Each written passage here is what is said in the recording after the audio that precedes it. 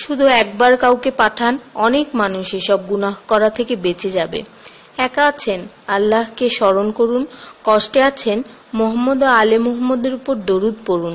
মন খারাপ থাকলে ইয়া হাইয়্যু ইয়া কাইয়্যুমও পড়ুন। টেনশনে থাকলে ইয়া রাহিমও পড়ুন। ফ্রি থাকলে মেসেজটি ফরওয়ার্ড করুন, হে আল্লাহ, আমার উপর এবং তোমার নবীর উম্মতের সকল সদস্যদের উপর তোমার রহমত বর্ষণ করো, আমিন। তথ্য: আপনি কি জানেন পবিত্র কোরআন শুনলে ক্যান্সার হয় না? আর যদি ক্যান্সার সেল শরীরে থেকেও থাকে তাহলে তাও মারা যায়। দীর্ঘ সময় ধরে আল্লাহকে সেজদা দিলে জ্ঞান ও বুদ্ধিশক্তি বাড়ে। মাথা ব্যথার সমস্যা হয় না, চুল পড়া দূর হয়ে যায়।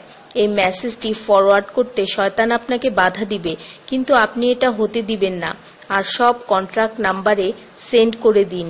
কোরআন ও নবীর সুন্নত ও তার সম্মানিত সাহাবী এবং আহলে বাইতের অনুসরণ করুন। ক্যান্সার একটি ভয়ঙ্কর রোগ। অনেক মানুষ আছে যারা নিজেরাই এটাকে দাওয়াত দিয়ে নিয়ে আসে। ছোট অথচ সাধারণ কিছু পদক্ষেপ গ্রহণ করলেই এই রোগ থেকে বাঁচা যায়। বেশিরভাগ মানুষ খাবারের পরপরই পানি পান করে নেয়।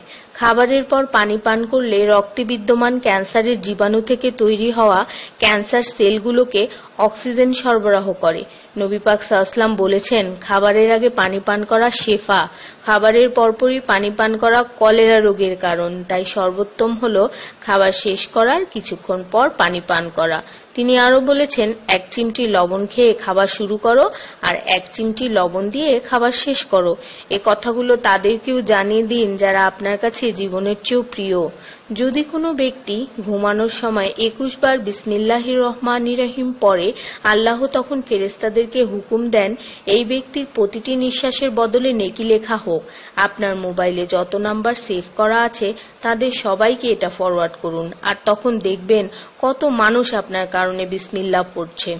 শেফা আর শেফা। রোজ একটা করে আপেল, নো ডক্টর। রোজ 4টা বাদাম, নো ক্যান্সার। রোজ একটা লেবু, নো ফ্যাট। রোজ 1 glass milk, no bones problem. রোজ 12 গ্লাস পানি, নো স্কিন প্রবলেম। রোজ 4টা খেজুর, নো উইকনেস। রোজ 5 ওয়াক্ত নামাজ, নো টেনশন। রোজ কোরআন অর্থসহ তেলাওয়াত, happy and happy. So don't stop forward please. স্কিনের জন্য অজুর পানি, হার্টের জন্য কোরআন তেলাওয়াত, স্বাস্থ্যের জন্য নামাজ, আর খুশি থাকার জন্য আল্লাহর জিকির করুন। জেনে রাখবেন, ভালো কথা প্রচার করা সৎকার সমতুল্য, সাথে 30 লাখ নেকি